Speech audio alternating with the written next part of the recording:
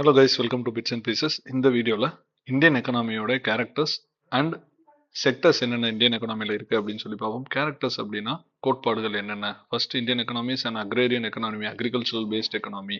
நம்மளுடைய வாழ்வாதாரம் maximum agriculture base பண்ணி தான் இருக்குது. And mixed economy. Mixed economy அப்படின்னா சோசியலிஸ்ட் ஃபார்ம் ஆஃப் க்ரோத்தும் கிடையாது அண்ட்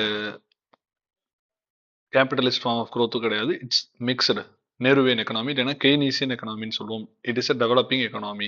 இன்னொன்று பிரைமரி, செகண்டரி அண்ட் டெர்ஷரி செக்டர்ஸாக நம்மளோட எக்கனாமி பிரிஞ்சிருக்கு. பிரைமரினா it is based on agricultural resources or natural resources. Secondary sector அப்படின்னா it is based on manufacturing or processing industries. And tertiary sector அப்படின்னா telecom, transportation and services, IT sector. இதெல்லாமே India என்ன economy, India என்ன செக்டர்ல முன்னோக்கி இருக்கு அப்படின்னு சொல்றத ப்ளீஸ் கமெண்ட்ல